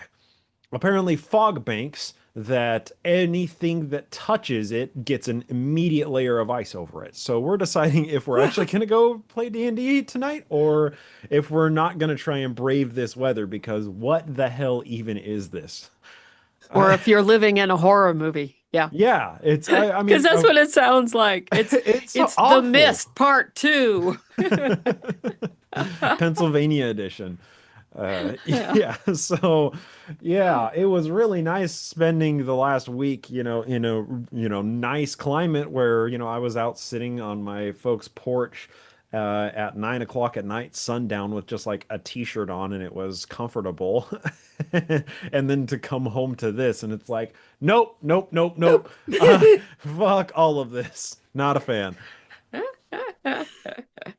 Oh my God. Yeah, I do not miss that about Pennsylvania. There's things I loved there. I absolutely love the fall in Pennsylvania. I always love the fall anywhere, but there it was so beautiful. And unlike Georgia, you could see long distances in places. And I mean Georgia was beautiful in the fall as well, but I loved Pennsylvania, so I would go find the cemeteries all the time because cemeteries were on top of hills, and you'd get this just lovely view everywhere. to get pictures of the colors and everything. And it's something I loved, especially because there were trees that grew there that you can't grow out here. So we were getting colors there I'd never seen in nature. I thought they were Oh, invented colors. I didn't nice. know they were actually in nature. Right. And it was so beautiful. And that's one thing I miss, but I don't miss the winters. Yeah, yeah, yeah. I The love having winter four I spent seasons. there, it hit something like 10, 12 below zero, and we still had to go out tracting in it. Um, and it was a No, girl I no, had grown fuck up that. with. I That's a know, health right? hazard. It is. And I actually, because I mean, I just layered like crazy to go out tracking. And so just from all the yeah, bottom all the way out. And I had on my head, I would wear earmuffs and then a scarf wrapped around my head, and I'd wrap it around my mouth and nose in between houses. And then I'd have to pull it down so I didn't look like, I was wearing a burqa or something. But one day I didn't get my earmuff totally up my ear. And so it's not full frostbite on that ear, but it's enough that in extreme changes of temperature, it'll start burning on me. And I hate that. So Still to this anybody's day. to this day. Wow. So it'll happen, and it's always during the winter. And so sometimes if any of you are around me and you see me and I have like a cup of ice or something and I'm holding it to that ear, it's because it's just burning like hell. That's crazy. Yeah, nerve damage is crazy shit. Yeah. It is Wow. the How weird. craziest shit. So yeah, that's what I don't miss. Though it was just a really cold year that year. It was, not 88 through 89. A girl I had grown up with who actually ended up being the MTC companion with one of my companions. And I remembered her name from growing up because it was just a little bit odd. Um, but she was out in Alaska and they were getting 70 below. And it's cold enough, tires were freezing to the pavement and they didn't go out at all. They were stuck in their homes the whole time. Which is for the And best. You shouldn't be Yeah. it is going for the out. best. Like 10 or Exactly. 12 below is dangerous to go out in. In fact, the freezing rain stuff happened a couple times when I was out. And those were the only times my mission president said, you must stay home. You must not go anywhere. And I was actually caught out driving in one once, and that was bad. Hmm. Um, but yeah, that's scary shit, scary stuff. No, thank you. Yeah. Yep, yep, yep, yep. Yeah, so new topic of conversation. So we talked about predictions for what we think is going to happen in the leadership of the church in 26. Um, is there anything else coming up in 26 related to the church or not that we are looking forward to that we're interested in? I have something related, but I want to hear, throw it to Shannon, throw it to the other panelists. Well, mine's personal, but yeah. Yeah. Patrons heard about it in this last episode. Hmm. Yeah. What is your thing? My thing is, I am going to try and attend the Journal of Mormon Polygamy Conference that's happening in mid-March. So Oh, nice. they did their first conference last year, and as is going to be the case with any first conference of a brand new organization, they had tech problems the whole time. So I attended the virtual, and only about half of it was actually audible, and it was a bummer because what I did hear was really interesting, really good presentations, and I was sad that I was unable to hear the ones that, didn't come through the live stream. So I'm like, you know what? Great way to mitigate anything like that happening in the future is just to go to it in person. So I'm very excited to go to that. I'm planning on making the trip out for it in March. That should be really fun. And Where there's is it? been it's in Salt Lake, right? Is that right? I No, it's in Utah County, Utah County? Okay. UVU. UVU. Oh, Okay. Yes. Yeah. even better. So we'll be able to record another episode in Yeah, we'll be person, close to probably. Shannon. Yeah. So that should be really fun. And there's been a little spat of controversy with the Journal of Mormon polygamy and one asshole coming forward and just being a general Mormon asshole and trying to to just stir up shit where shit was not stirred up, and it's been kind of fun to watch that been going on Yeah. in behind the scenes as well, to the point that the journal had to like make a press release of like, this is what happened. This respected woman scholar agreed to attend, and then when this guy found out, he called her husband and was like, "Hey, you can't let her go to it." And then she just sent a short, curt email saying that she is respectfully withdrawing from the conference, and Wow. it's just a huge, massive amount of bullshit, and all instigated by one Mormon dick. So Yes. it's very interesting to God. see what's happening and what's buzzing in the Mormon academic community right now. Mm. Yeah. Wow. It'll be fun to have you this time. Yeah. Because did you attend in person last Yeah, time? I attended last time. Yeah. Okay, yeah. I was jealous because there were really cool presentations I was unable and are just lost to cyberspace Yeah. forever. That's Uh, fair. yeah. So yeah, that's fun. It'll be fun to see Cheryl Bruno and Michelle Stone again. I got to spend a lot of time with them at John Whitmer in St. George 2 years ago, 3 years, Yeah. 2 years ago. Uh, like 1 year and like 3 months. Okay, so yeah, it was not this. It was this last It, September was in Blue Spring or was in and the last one was Missouri, in and St. the George. one Yeah. before that. So Yeah. yeah, it was a year and a few months ago. So yeah, it was good to get to know Michelle Stone there, and it'll be interesting to spend a little more time with her. And yeah, it's just a really cool group of independent scholars, independent researchers who are bucking the trend of Mormon academia right now, and I'm just curious to see what they got to say. Yeah. It's Right. fun to pay attention to. Well, one thing, I mean, I love what we're doing with Chris Shelton. Yes. And I'm wondering if people also have any suggestions of a topic we should talk to him about that Yeah, we something we haven't haven't covered already. yet. Ooh, that's a good Yeah. idea. It's fun to be on there, and that whole series is just fantastic. Um, and there's over 100 in there already. It's not just us, it's a bunch of others. But yeah, I think one of the things that's nice about it is how validating it is. And I've said this before, is just to see his response when we say something that's just normal behavior in Mormons, and to have him just be so appalled and even angry about it. And it's like, okay, it's all right for me to be angry that this happened, or this, and that 100%. this is continuing to happen. Yeah. And so, yeah. Yeah. So I mean, we've talked a bunch of the history things. We've talked about like Mormon culture. We've talked about missions. We've talked about a bunch of like high level subjects and touched on individually in those episodes a bunch of things. But yeah, I mean, I'm curious if the panel thinks that there are any topics, throw them out that are like Mormon specific topics that we should teach to an audience of totally non-Mormons. I Right. mean, we could do a deep dive on theology, and like the kolob and God being an alien and all the crazy shit, because that's always really fun That'd be to fun. talk Yeah, that'd be fun. to That actually non-Mormon does audiences. need to happen, especially because of Scientology and Xenu and all that Oh shit. yeah. Yeah.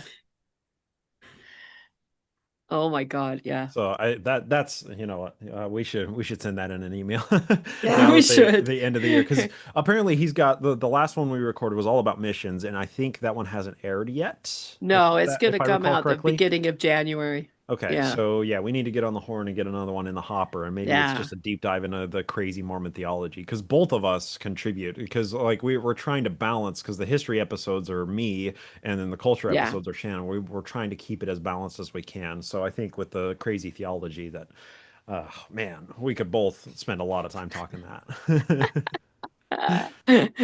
Speaking of, if you could hide a collab, yeah. Yeah, right. You could get high on Kolob. Yeah. We had, oh my God, this was the 70s, and the church got really irritated at people doing this, but they would get together in these study groups at home to talk about things, and it always ended up in the deeps which In the was, you know, deeps. the Kolob shit and stuff like that, In the which deeps. I those love deep, that dark phrase. doctrine. Yeah. Yep. And people would start reading Cleon Skousen and all this shit. And so they didn't like that because you ended up getting people turning into the Laffertys and turning into all this other stuff Hmm. and splitting off and everything else. And so it's kind of funny because there was a couple of those that happened in the ward I grew up in. And there was one guy who was just this, he was the leading expert on Kolob in our ward. And so anytime anything came anywhere near that, he would talk about it in church. And it was just an interesting thing growing up, because we didn't talk about it at home. Really? But Huh. yeah, that was not something. And dad was just like, no, this is not anything. You could talk about it in the next life. But, you know, Right. Yeah, I not the guess I'm milk before remembering on meat. my childhood that it was very much of, the questions would get to a certain point and then it was, well, you gotta ask when you die or, find out Hmm. later. So That's yeah, how it was. I guess that's consistent with my experience too. Yeah. So they didn't like you doing that. One of the areas on my mission, it was a level 1 branch or level 2 branch or something like that. There was different levels of them before they became wards, and you could tell by the building, the church building, what they were. And so my second area had been this just very tiny branch that was meeting in an old house, you know. A kid turned 12 and we suddenly had an Aaronic priesthood, you know, kind of thing. Like 2 weeks after I got there. Yeah. And Fun. so um but the second or the third area I was in, it was like the next level. We had an actual church building, but there was just a chapel and some classrooms, but no cultural hall. Cultural hall would be built on next, kind of thing.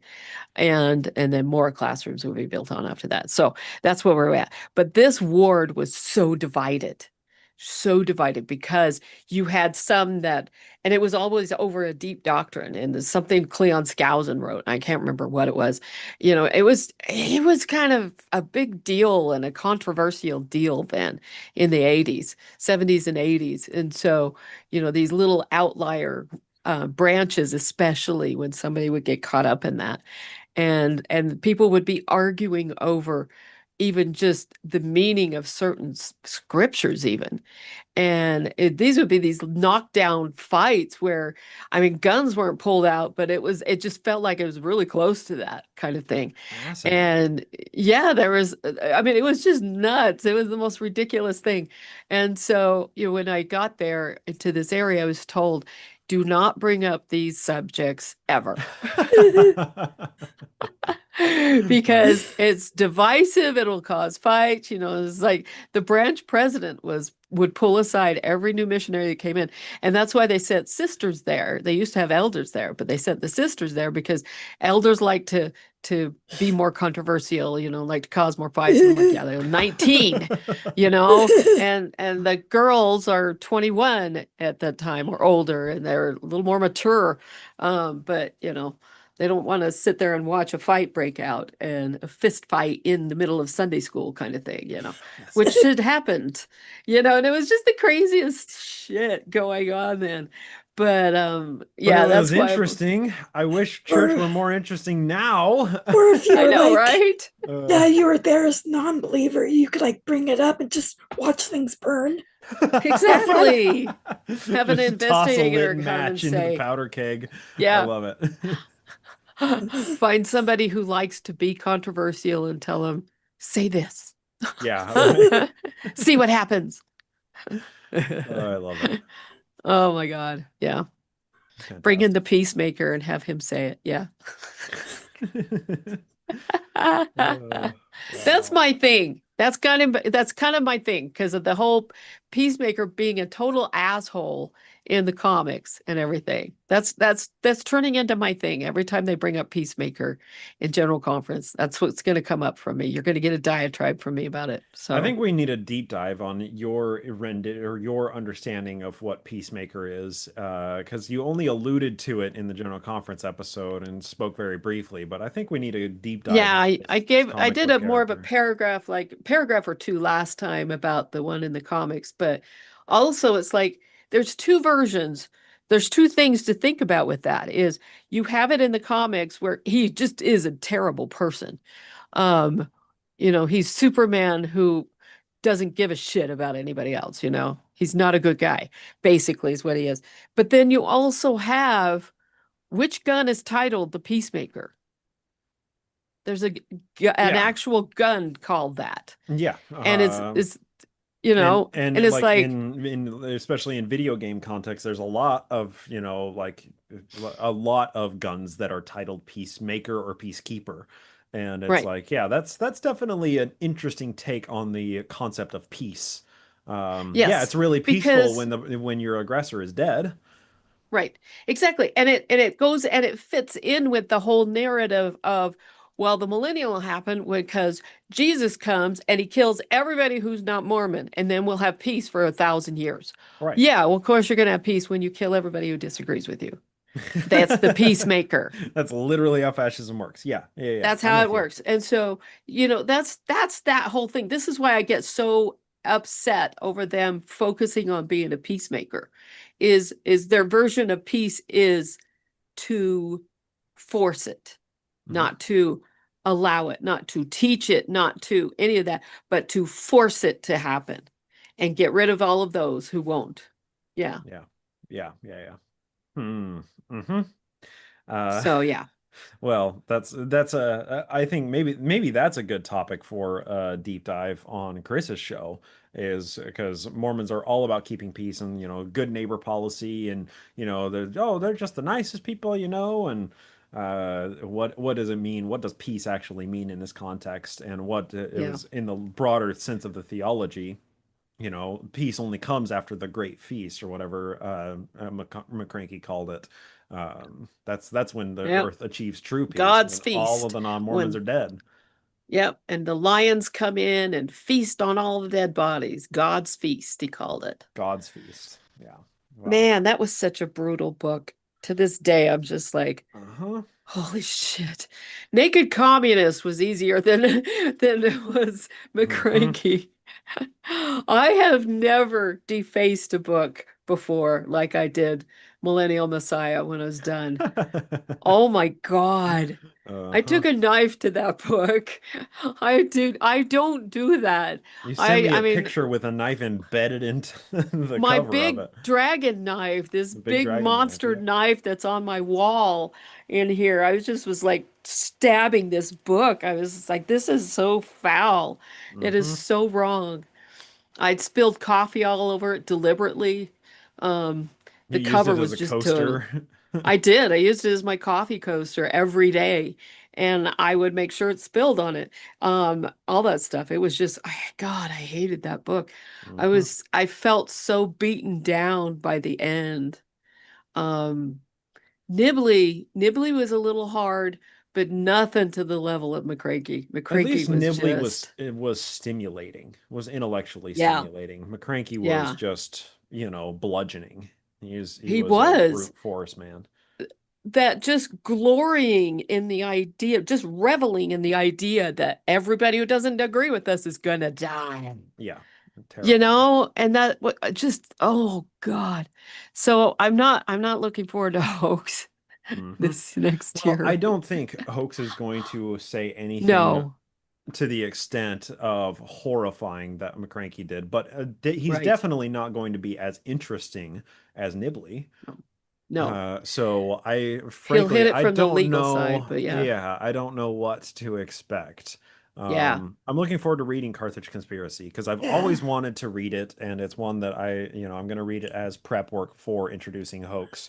Of like, this is a man who reached a crossroads point in his career and decided to take the left-hand path.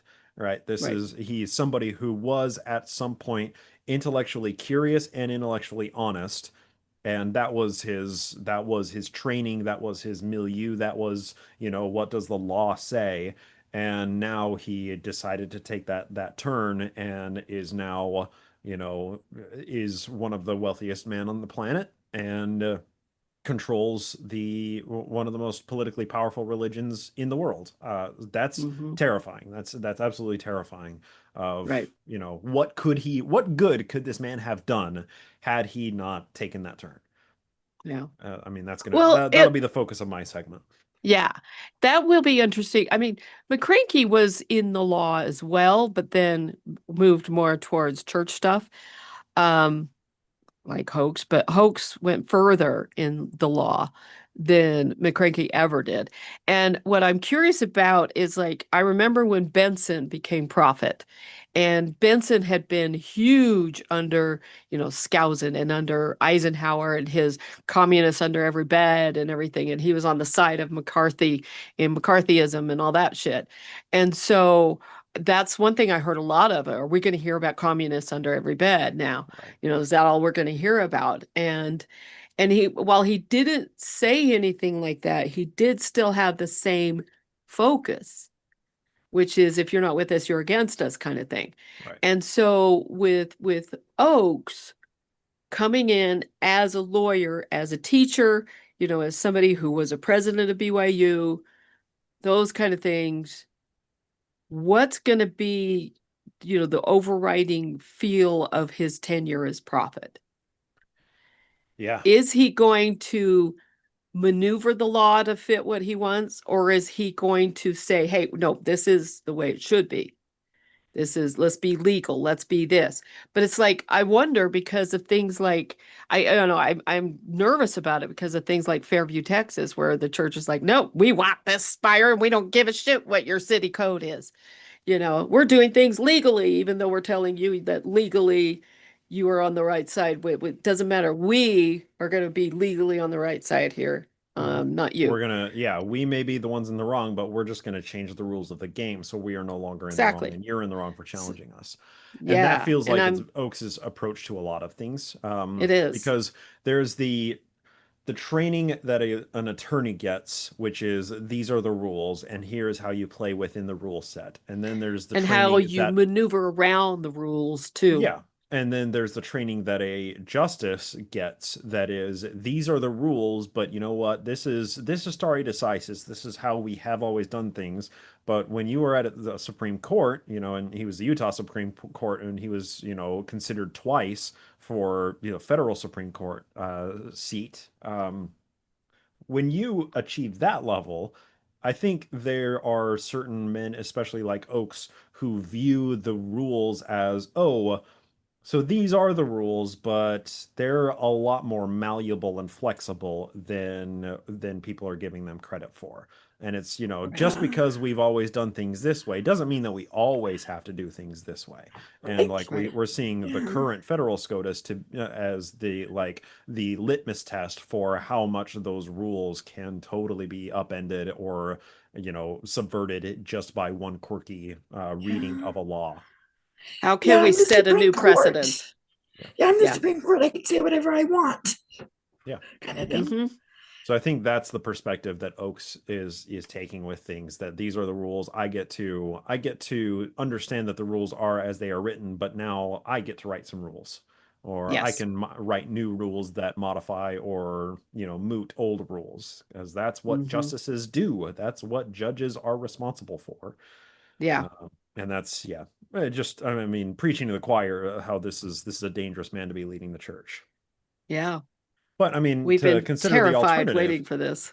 yeah, Yes. to consider the alternative, and this is a point I'll make in my part of the segment talking about Oakes, is like the alternative is he stays on the Supreme Court, and maybe the Utah Supreme Court, and maybe one of those times around he doesn't get passed up for the SCOTUS, and Yeah. maybe he ascends to it, and instead of the long tenure that we've had with Samuel Alito, it's instead of the long tenure of Dallin Oakes, because he's not retiring from SCOTUS if he gets that appointment, and he would have passed, like he would have gotten Senate approval. He was very qualified for the job.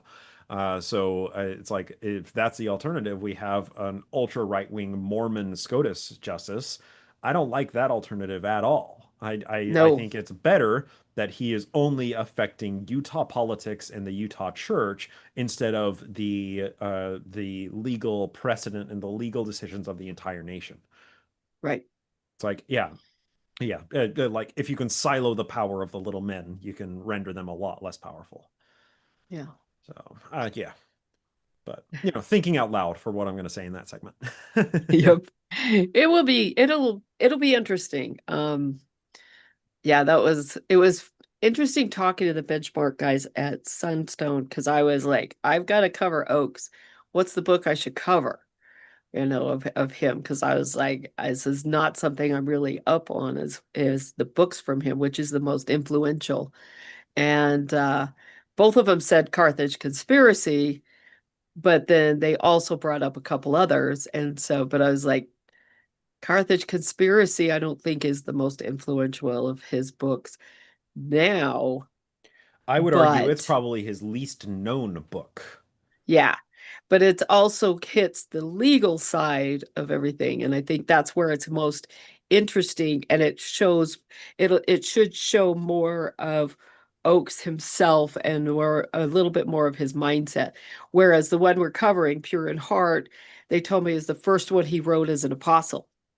Which I And think is so, very indicative of his mindset. yes, That's why I think exactly. it is more relevant to what we cover and discuss. Yeah, and I think that actually getting the two with you covering the Carthage conspiracy will be good before we really get into the deep dive on this because we're going to get those two aspects of him, Yeah. and Well, and that it's should also be like interesting. I think it'll be a fun exercise because like lawyers or people with training in law have very similar overlap of people with training in history, right? Like Right, your entire job is to look at documents and artifacts and try to piece together a sequence of events that explains all of the available data. That's like the job of a lawyer and the job of a historian are very, very similar jobs. So I think that's going to be the larger framework that I'm going to bring to Carthage Conspiracy of like what does his way of thinking through the documents reveal about his personality, and then right. his rookie apostle book I think is going to be an interesting kind of reflection of that because Yeah, the books weren't released too far apart from each other, right? Because Carthage Conspiracy was I think late 80s that he published that, and something then like that. he became apostle in the mid 90s or early 90s, right? So like there's not a lot of a difference between the Oaks who wrote a history book and the Oaks who wrote a book as an apostle about Mormon theology. He So was made an apostle in 1984. 84. Let me look at Carthage Conspiracy then. So it must be even older than that. Yeah. If I remember right, the benchmark guys also said the reason why they It's liked that book. 1975. 75 for Yeah. Carthage Conspiracy. Yeah. Yeah, they said they liked that one because it was more, I think they said intellectually honest. Well, there you go. It's Yeah. weird how being called to become an apostle for the Church of Jesus Christ of Latter-day Saints makes a man less honest. Yeah. Weird, weird, weird how that works. I'm trying to remember what year he became president of BYU.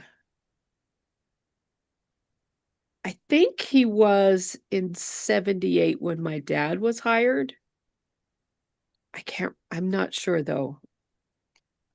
I'm Need to looking look. it up. Thanks. Yeah. At 61, he left and became a professor at University of Chicago Law School. In 69, Oakes served as chairman of the University of Chicago Disciplinary Committee. In Ooh. conducting hearings against 160 students who had been involved at a sit-in at the administration building, Oakes was physically attacked twice. Over Wow. 100 students were eventually either suspended or expelled. Okay, okay. Found a new thing that we got to talk about when we introduce him. Yeah. Holy. So he became the eighth president in 1971, August of 71. Okay. That was just Yeah. 2 years after this whole University of Chicago Uh, fiasco. I need to Mhm. yeah, know more he's about that. How long was he president at BYU? Obviously, I haven't looked him up at all for this episode on him. Wow. I'm avoiding my work here, but it's not going to be for until the last episode of January. So Yeah, yeah, yeah. There's just so much here. yeah. He he's ancient if he was like the whip cracker for the 60s. college protests. Yeah, I right. know. That's yeah, and I mean that's 69, 70, 71 that he was doing that. That's or Yeah. 69 and 70. Like what a time, you know. That's Yeah. Woodstock era. That's what a time to be dealing with sit-in protests. Yeah. Oh God. I don't know why I can't find this. Here's a portrait of him from 77. Oh, he became Utah Supreme Court Justice in 81. So it looks Okay. like 79, I think. Stepped down in August of Okay. 80. So he was there for just shot or just right at 9 years. Okay. Interesting. Interesting. Yeah. I similarly am procrastinating researching this because I don't want to deal with that. I know. Uh, I know. I mean, that's the thing too, is some of these we've done have just battered us, yeah. um, mentally and everything. I mean, for me, it was Millennial Messiah. For you, it was Miracle of Forgiveness. For both of Mhm. us, really, that just ripped us to shreds. But you were the one that had to present it and stuff like that. I mean, Nibley was a little harder than I expected. I was hoping it wouldn't be so nasty, but it wasn't near to the level of McCranky, but still, Yeah. you Yeah. know. Yeah. So Oaks, I'm just like, oh fuck, okay. Yeah, it's going to be a fun year. Yes. But we are at our Uh 2 hour mark now. yes, we That's are. normally where we wrap things up. Do any of our panelists want to chime in with any closing thoughts, any opinions about Oaks, any predictions for 2026? And of course, Shan, feel free to chime in as well, and then we'll wrap it up.